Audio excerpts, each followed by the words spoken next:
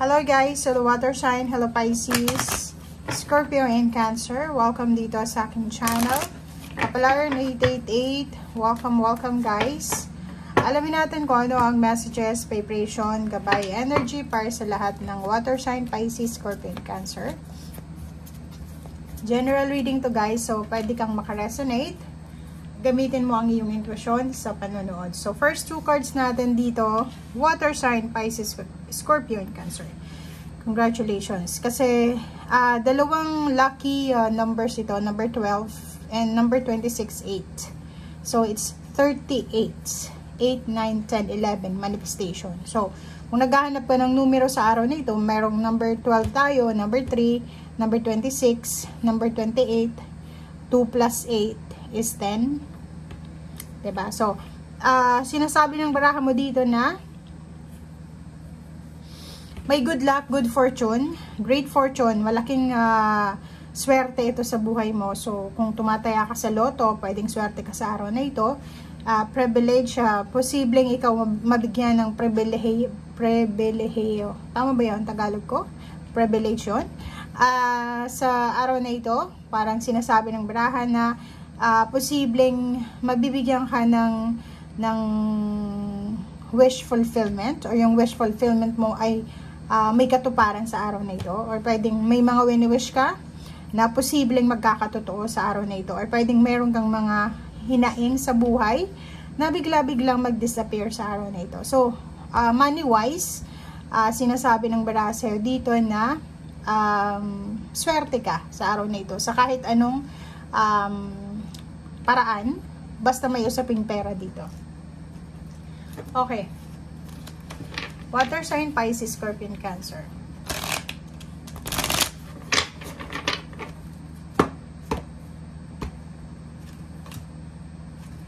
Okay, first two cards guys.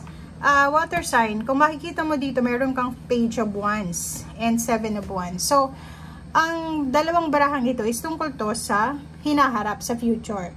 Sinasabi ng baraha sa'yo dito, if ever man na may hawak kang pera, like may savings ka, malaking pera yung nasa bangko mo, marami kang ari-arian, or hindi naman sa marami, stable yung financial mo, kailangan mo daw na proteksyonan. Take care of your money, take care of your wealth, take care kung ano man itong meron ka sa ngayon. So, sa araw na ito, kailangan mong alagaan. So, iwasan mo yung sobrang pagbibigay ng pera, pagpapautang, iwasan mo din yung pagpiplease sa mga tao sa paligid mo. Like, maraming mga tao na sinasamantala yung kabaitan mo, lalo na sa usaping pera, dahil alam nila na generous ka. So, hindi ka madamot. So, kung makikita mo dito, for future purposes, para sa iyong future, kinakailangan mong proteksyonan kung ano man ito na kailangan proteksyonan sa iyong buhay. Okay?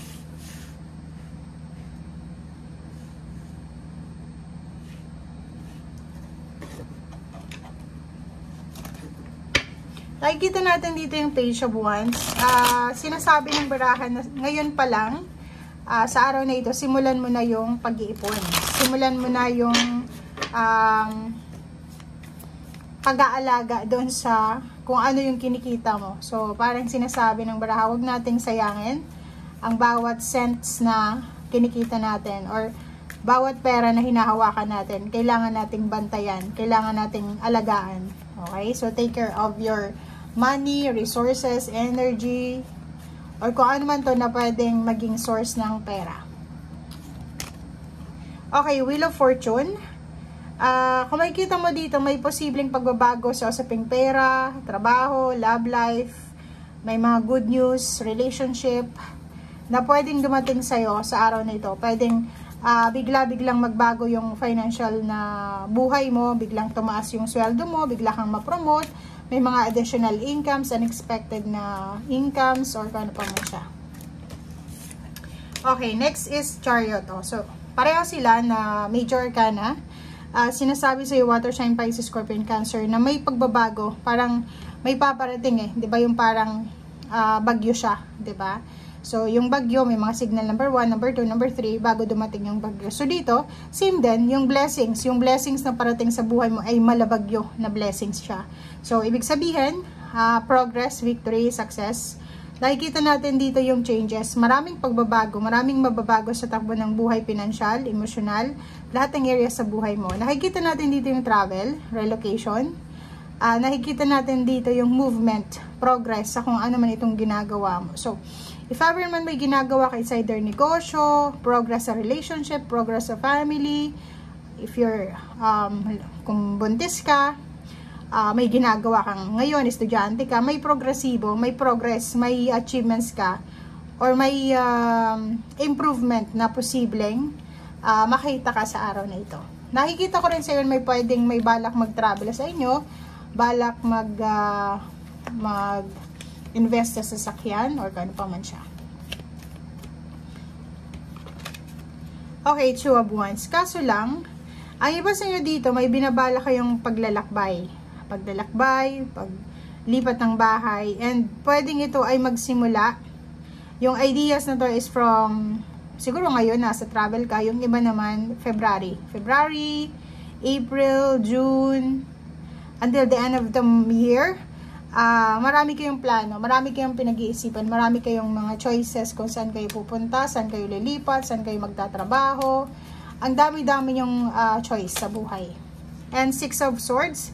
So, it's a confirmation, guys. It's a confirmation na sinasabi ng barahan na paakyat ka doon sa yung tagumpay, sa rurok ng tagumpay. So, kung ano man itong ginagawa mo sa ngayon, ipagpatuloy mo lang. Kasi ito yung magdadala sa'yo ng parang, ito yung stepping stone, okay? Stepping stone mo to, papunta doon sa success na minamanifest mo. Ang Six of Swords, tsaka Chariot na to, tsaka Wheel of Fortune, iisa lang yung message nila. May magbabago.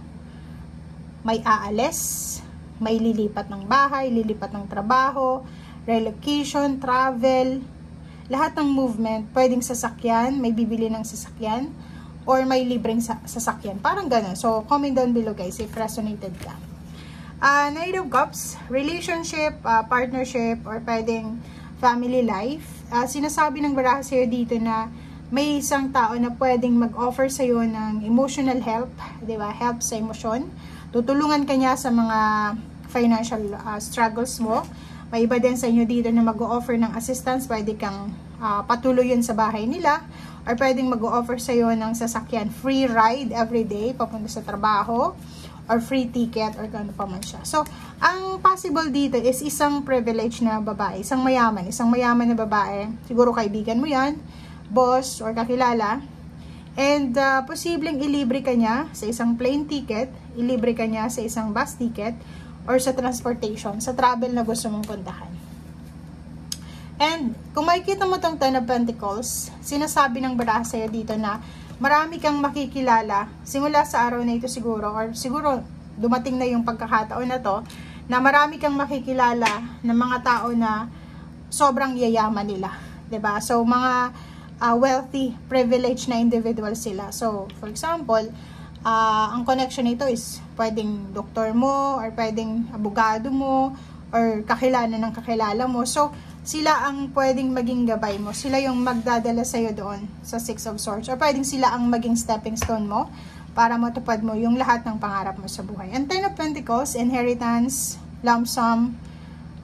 Sinasabi ng baraha sa'yo dito na swerteng-swerte ka, guys, sa araw na ito. And hindi lang sa araw na ito, sinasabi ng barahan na ano man itong ginagawa mo sa ngayon, ito yung magiging stepping stone mo. Ito yung magiging simula ng success na minamanifest mo.